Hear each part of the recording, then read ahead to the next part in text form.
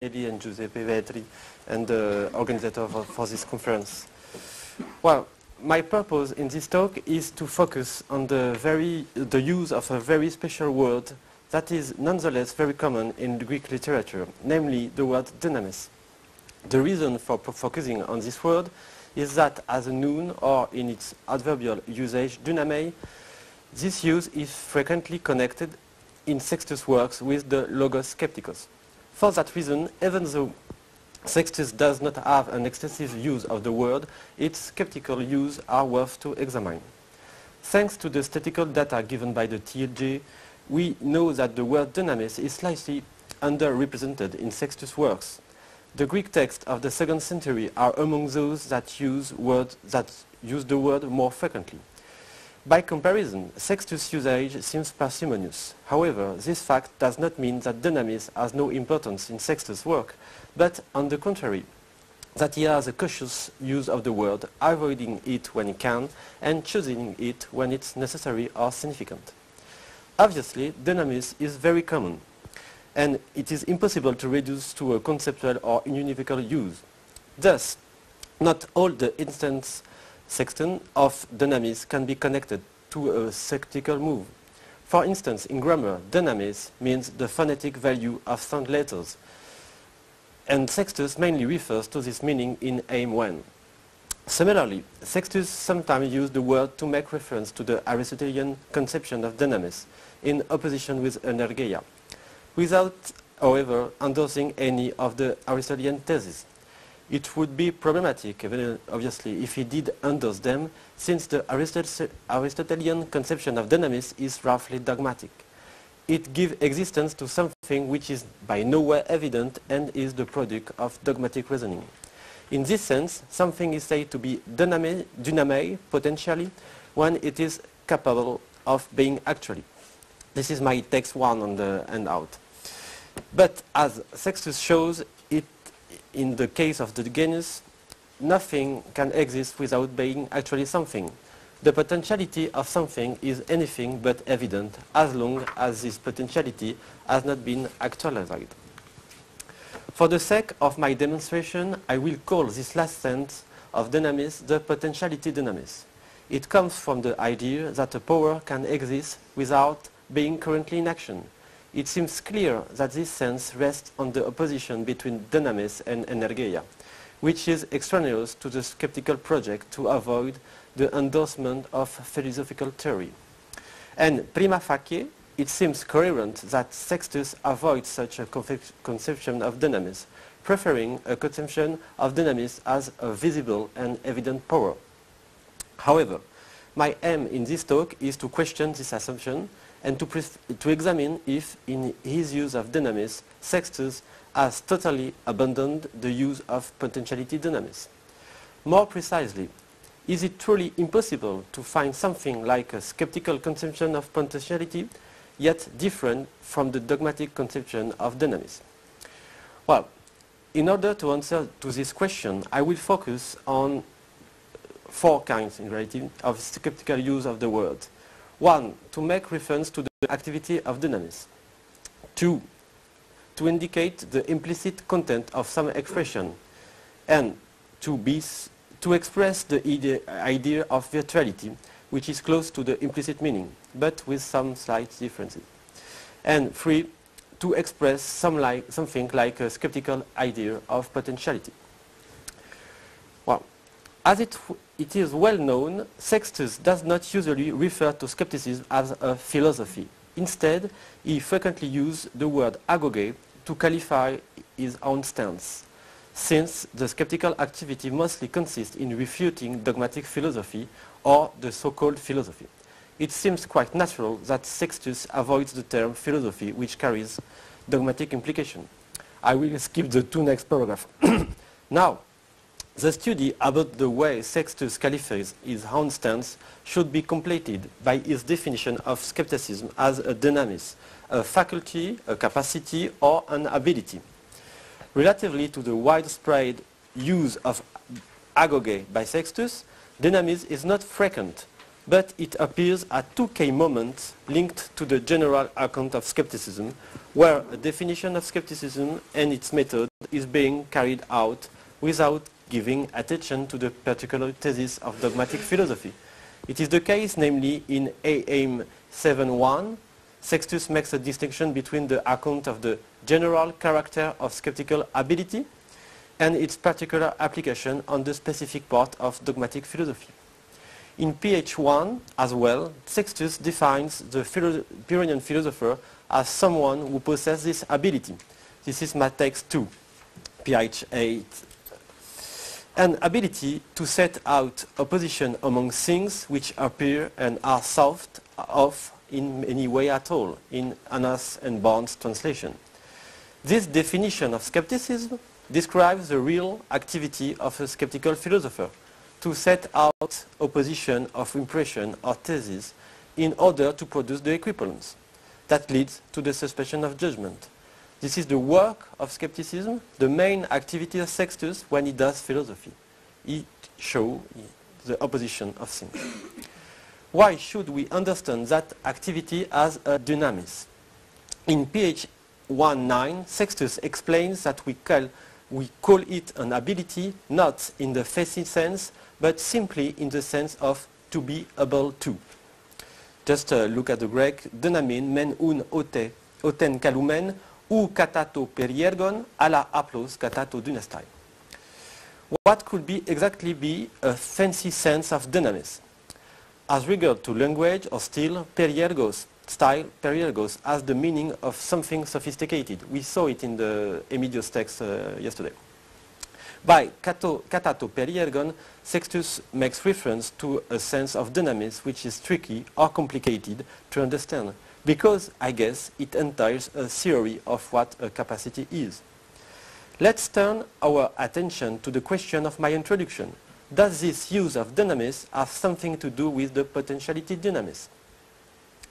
Even if it can be tempting to bridge this use with the idea of the potentiality, because a faculty is a kind of potentiality which is not necessarily at work at any time, in the same way as the grammarian is not a grammarian in action at every moment of this life, we should resist this temptation, considering that the skeptical dynamis is more obvious or evident and refers to the fact that someone can do something just because he has already done it once, without any further claim about the nature or epistemological status of this capacity. In the potentiality dynamis, there is indeed the idea that the thing has a plurality or virtual effects which can be realized under certain conditions. And it does not seem that Sextus implies such an idea with his skeptical dynamis. This interpretation is confirmed by PH1 240, where Sextus draws a parallel between the skeptic use of certain expression adoxastos and the methodic use of apiergos, common feature pervading indication. For Sextus, to say something adoxastos means that he is not claiming that he knows dogmatically what he is talking about. That is, to give his assent to that assertion, but is just saying what is appearing to him. So, in the case of the skeptical ability, we should understand that Sextus is not saying that the skeptic possesses something like a faculty, which entails an assertion about what is hidden to us, like the nature of the soul, of the nous, nor that he has preliminary knowledge in order to do what he's doing. Sextus is just saying what we can say that the skeptic is able to say to that we can say that the skeptic is able to say to the opposition just because we saw that he has already had such activity. Finally, this meaning seems to be confirmed by the following sentence of pH 1.9. Since when Sextus explains the meaning of the last part of the definition of the skeptical ability, so he's speaking about the expression kat oion depotetropon, he writes that this expression in any way at all can be taken either with an ability, to show that we are to understand the word ability in its straightforward sense, as we said, or else with to set opposition. I will say something later about that subtle strategy. For now, it is sufficient to say that there is no accurate or defined realization of the skeptical capacity. There is no sharp definition of what could be a right or wrong way to oppose think. Thus, there is no definition of what could be a real capacity, for instance, an accidental capacity of doing so. This skeptical ability can be realized cat oyondepotropon in any way at all. And that means that we should take this term in its loosely, non-technical sense without grounding any norm of what capacity is. Once again, the fact that one has provide opposition of think in order to provoke epoche is the only criterion to decide that he has the capacity to do so. This first use of dynamis shows two important aspects of the skepticism of Sextus Empiricus. One, the peculiar nature of skepticism as a philosophical stance. Skepticism is a philosophical position, but this position is shaped against more or less all the classical definition of the philosophical activity, or at least the theoretical aspect of the philosophical activity. By choosing the word dynamis to refer to skeptical activity, Sextus expressed this very special relationship with philosophy. Two, the concepts used by Sextus are neutral. He refers to them in a deflationist way. And here the point of interest is not that he used concepts just in order to be understood, but that he used concepts to denote something evident, facts or phenomena, without making dogmatic assertion on what is not evident. As we say, the first use shows that the idea of skeptical ability is shaped on the refusal of the dogmatic idea of a faculty that could possess some potentiality. Contrary to the dogmatic conception of faculty, the skeptical dynamis seems to be the result of a more economic method based on fact without any commitment to the structure or nature of the mind. We can now switch to another use of dynamis by Sextus, which appears mainly in linguistic or logical context under the form dynamai plus verb of saying, like femi, kaleo, lego, fasco, apophaino. This use appears when Sextus aims to explain, clarify, or reformulate an expression A by a new formulation B, claiming that by A we say dynami, that is implicitly or virtually B. Regarding this use, the translators hesitated between implicity and virtually, and we should wonder if this hesitation is a clue for a more complex interpretation of what is the Sexton dynamis. As I say, the main occurrences of this use of the word is in linguistic context with verbs of saying. However, we will see that it can be expanded to verb expressing all kinds of reasoning. It concerns either dogmatic statements or skeptical expression. So the first case is to explain or refute dogmatic statement. In this case, the meaning of the expression seems unproblematic. This expression is a kind of tool which allows to show the implication of a position, mainly in order to show a problem or a contradiction in the test discussed. This is the case, for instance, concerning the notion of place in AIM 10:13. This is my text 3, when Sextus shows that the person who says that a part exists implicitly means that the place exists. In that case, the expression with dynamai is a polemic tool to show the theoretical implication of formulation which could appear unproblematic. This kind of usage does not entail the idea of any potentiality. The idea of potential meaning means that a word can have another meaning which is not the one actually used. However, Sextus is not saying that the dogmatic expression in question can have another meaning, nor even that it does have a plurality of meanings. He is just saying that the new formulation is only a reformulation or an explanation of a current implication of a dogmatic thesis. This move does not even necessarily entail a critical purpose. It can be a simple reformulation of a thesis. Well, second case, in logical context, which is very close to my example of place, however. Close to that use are those instances where dynamis is used to show the logical consequence of a position. Sextus points out the virtual consequence of an assumption. In one case, the dynamis is semantic. In the other case, it is a logical consequences. This use is a part of the skeptic economic strategy, which does not aim to expose detailed arguments or to be exhaustive in argumentation, but to settle for arguments sufficient to provoke suspicion of judgment, which is a part of strategy of providing an outline. Thus, Sextus frequently shows that an argument or a definition can be used to attain several aims because it refutes dynamai, a given argument. Hence, the concept of skeptical persuasion virtually defines the Pyrrhonian philosopher, or the arguments against the difference between conclusive and inconclusive arguments virtually argued against deficient arguments. In the same fashion, Sextus reports the fact that for Chrysippus, the dog is virtually reasoning by use the fifth improvable. Also, in those passages, Annas and Barnes translates dynamis by implicitly, we can understand why certain translators choose virtually. Here, dynamis seems to be a little more complex than in pure semantic cases, because the problem is not to establish a semantic equivalence, but also to see if the position in question do not have certain consequences or effects that are not clearly involved in the explicit position. In those cases, virtuality is involved insofar as the subject is not really conscious that he is doing what he is really doing or saying. That is clearly the case for the Chrysippus dog, which is reasoning, even though he is not conscious that it is reasoning. Let's go to the skeptical context now. Most of the instances of this expression in Sextus appear in skeptical context, when Sextus presents the meaning of the skeptical stance in pH1 and mostly in the part in pH1 devoted to the skeptical expression, the skepticae phonae.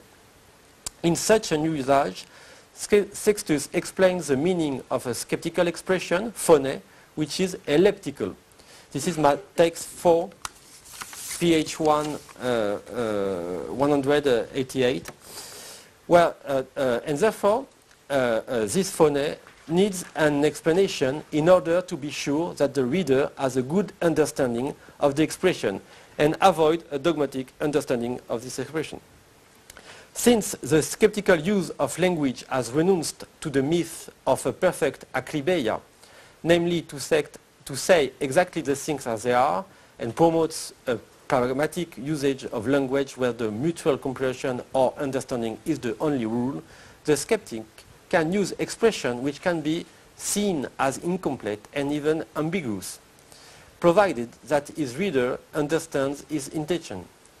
All the skeptical utterances can be seen as a form of catachresis, of a loosely form of expression, with an implicit content that can be elucidated. In those cases, the formula dynamai plus verbs of sayings is used to express explicitly what was implicit in the expression.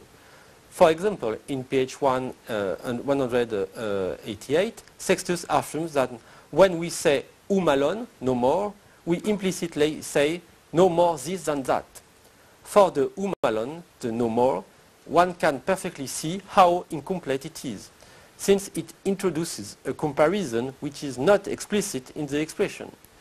In order to avoid the dogmatic expression of the alone, of the no more, which could denote an absolute indetermination of things, as it is maybe the case in Pyrrho's thinking, Sextus' explanation gives sense to the expression in the context of the isostheneia, where two propositions or theses are opposed and have the same power of persuasion which leads to epoche.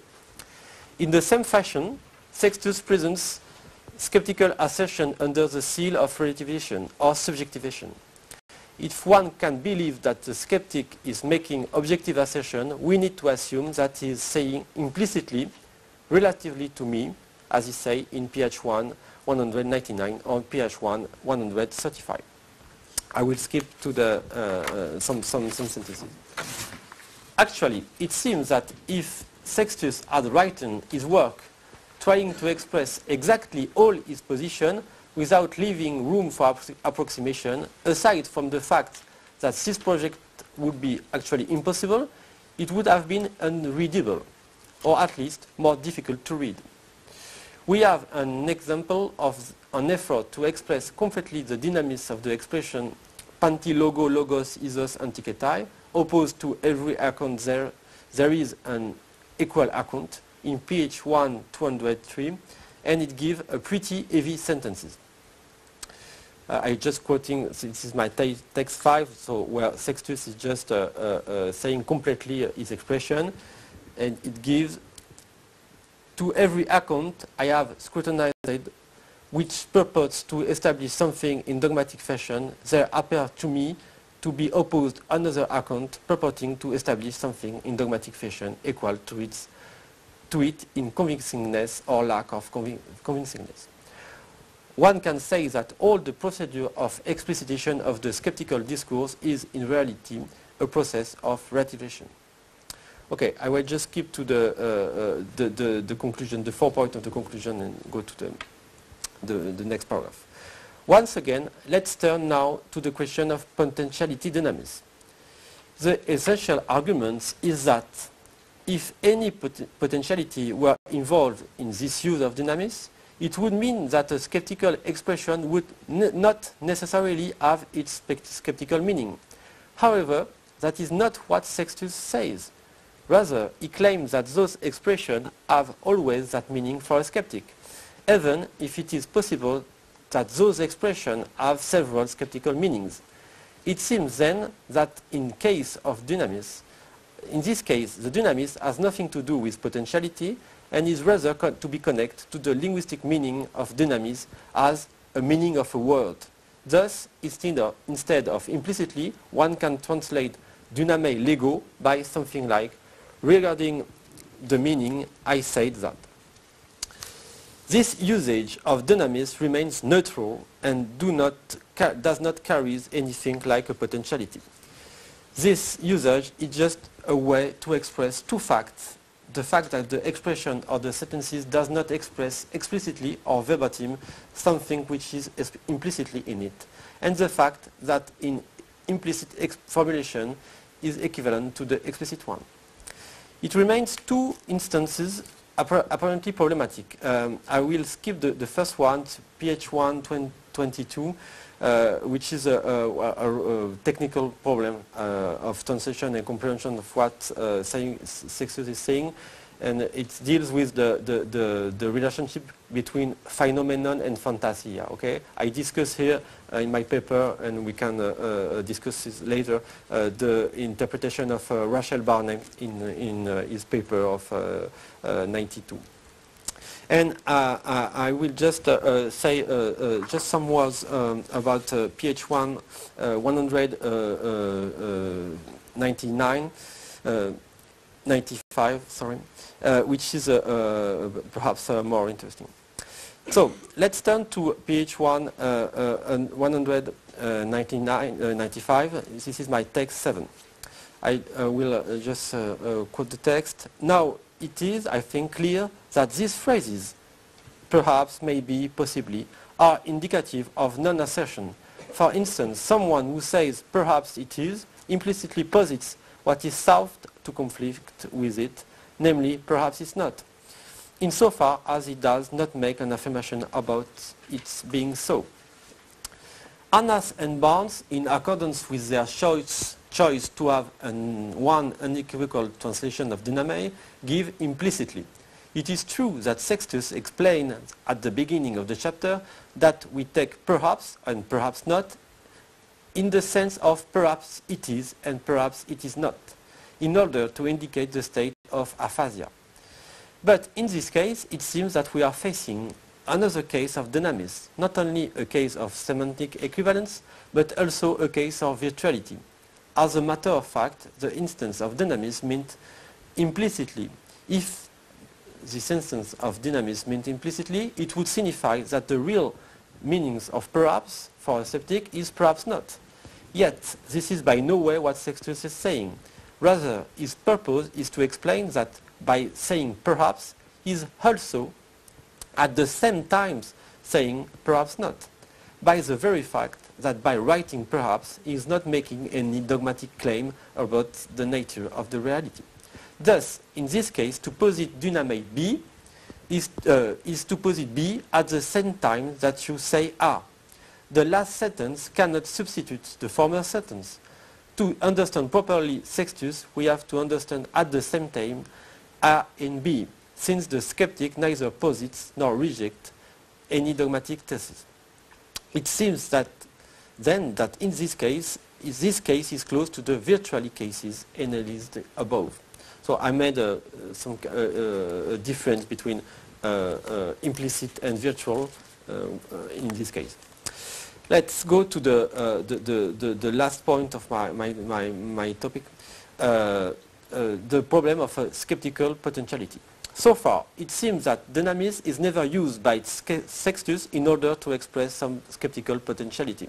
Yet, my contention is to show that there is, in the idea of potentiality carried by the notion of dynamis, something that can be worthwhile for a skeptical approach.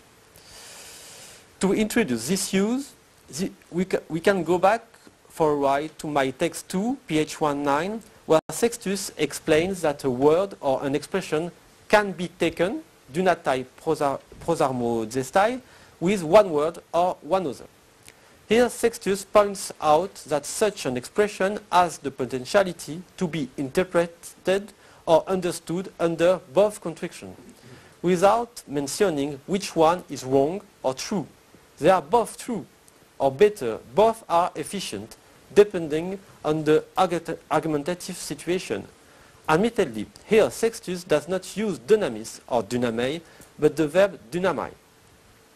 Nevertheless, the meaning of dynamis is precisely connected to the verb in order to express the idea of possibility or potentiality carried by such a verb. Thus, in that case, we are faced with a potentiality dynamis. Sextus' contention is that both constructions are possible. Cas oiondepotetropon can be constructed either with to tes dynameo sonoma or with to antiteke phenomenon tekainumenon. There is no primacy of the first construction over the other. Both are right or true. Moreover, to propose currently one construction does not prevent him from proposing the other construction. Thanks to the potentiality dynamis, the skeptic has a very efficient and economic tool which allows him to give phrases with plurality of effect, granting that a given interpretation of a phrase does not necessarily exclude another interpretation. Thus, a phrase or an object A, which is potentially B, can be both A and B at the same time, or can have the effect of A and B, or B, can have the effect of A or B under certain conditions. This sense of dynamai appears at the key passage of ph 1:15. This is my text 8. But then, if someone who holds beliefs posits what he believes as being the case, while the skeptic utters his own expression in such a way that potentially they are bracketed by themselves, then he cannot be said to hold belief in uttering them. I have deliberately switched to Castagnoli translation because Annas and Barnes rendered the term once again by implicitly. But the subtle interpretation of Castagnoli shows that here dynamai has a different sense from the other passages. By dynamai, Sextus is not saying that the skeptical expressions are always self-referring. That would be the case if dynamis means implicitly or virtually, in my sense, but that they can be self-referring if they are interpreted dogmatically, that is, as absolutely true. So, the so-called self-reversal function of the skeptical arguments is only a potentiality of the skeptical expression when they are interpreted in a dogmatic way. It is thus a potentiality of those expressions, but not a stable virtue, nor a quality or a capacity of those expressions. Besides, Castagnoli emphasizes that there is, in the same context, two uses of dynamai in ph 2:188 and aim 480 that share the same idea of potentiality. Regarding the idea, that some logoi can cancel themselves in certain conditions. In both cases, as Castagnoli rightly emphasized, Sextus used the verb dynami in order to express a potentiality or a possibility. The fact that these arguments operate against themselves is not a mere possibility, but a stable... no, excuse me. This is the case for the fire or the drugs. They operate against themselves always, okay, but it's not the case for skeptical argument. This is the case also in page 206, where Sextus says that the skeptical expression can be cancelled by themselves. Even if one does not agree with Castagnoli's powerful and sophisticated interpretation, we can notice that this interpretation of the sense of dynami is also shared by McFerran, with a totally different aim, but with the same idea that here dynami has a peculiar meaning. Those interpretations reveal in what sense a dynamic potentiality can be worthwhile for the skeptical sense. Skepticism is not a philosophical system, even it can appear as a little bit systematic. It has no dogmatic principle, nor any fixed criterion to determine what is true or what is false. Moreover, skepticism is shaped against all kinds of dogmatism, not only the kind of dogmatism that prevails in Sextus' time. Thus, this kind of dynamic potentiality seems to be an interesting adaptable tool, a manner to show what can do an argument or an interpretation without asserting that it has always such a power. So far, it might seem that this sense of dynamism remains scarce and exotic. However, my purpose is now to show that one can connect this sense with another use of dynamism, which share the same sense and the same link with dynamism and the verb dynami in order to express the polymorphic power of skeptical interpretation. This use can be seen in the well-known text of PH3 280-81, which is a crucial text since it describes precisely the skeptical use of the logos. I just will, this is my text 9, which is very important. I will just read the first sentences. Skeptics are philanthropic or wish to cure by argument as far as they can. Kata dynamin. This is the Annaus and Barnes translation, but I will change the translation later. The concept and rashness of the dogmatist, just as doctors for bodily affection have remedies which differ in potency and apply several remedies to patients who are severely afflicted and milder remedies to those mildly afflicted. So skeptics propose arguments which differ in strength, kata is cum logus. They employ weighty arguments capable of vigorously rebutting the dogmatic affliction of concept against those who are distressed by severe rashness, and they employ and which can be rebutted by a milder degree of plausibility.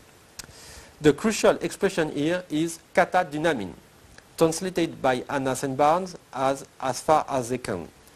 This translation understands this expression as a caveat, a manner to express a cautious attitude towards its therapeutic argument. The words are by Machuca, which wrote a paper on this subject, and who defend the kata dynamin translation by as far as they can. My contention is that another understanding of this expression is possible where dynamis is linked with skeptic potentiality.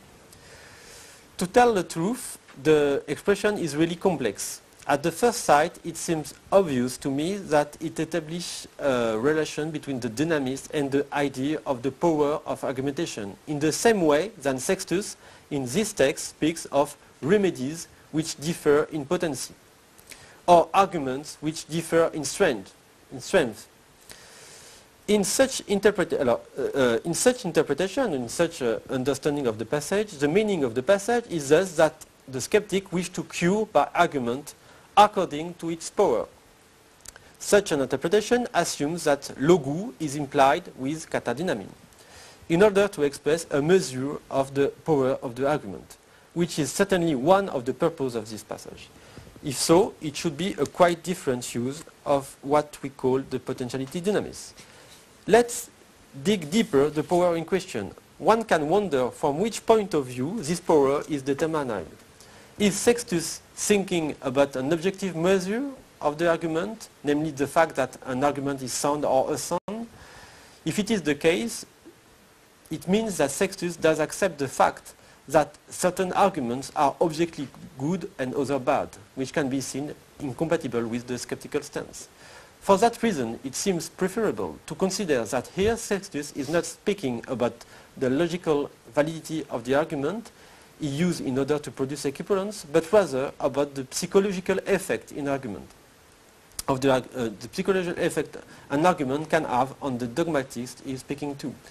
This interpretation is confirmed by the very fact that Sextus is overall interested by the definition of the power of an argument in terms of plausibility.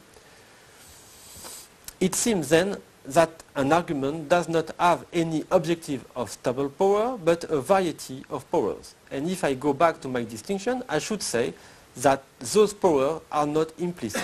They are not the same power, neither virtual. They cannot be effective at the same time. They are potentialities which highly depend on the context of the argumentation and the belief of the person to whom such argument is given.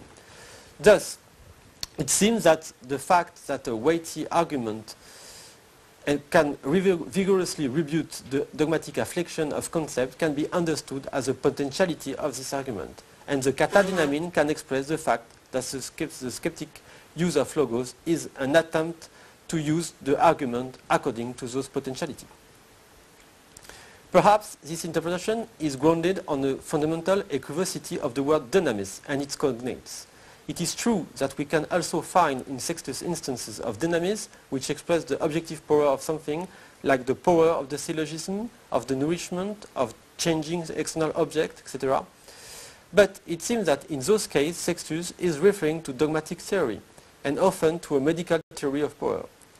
However, when we speak about the dynamis of the skeptical argument, we are dealing with, according to my interpretation, a different appreciation of power where potentiality is involved.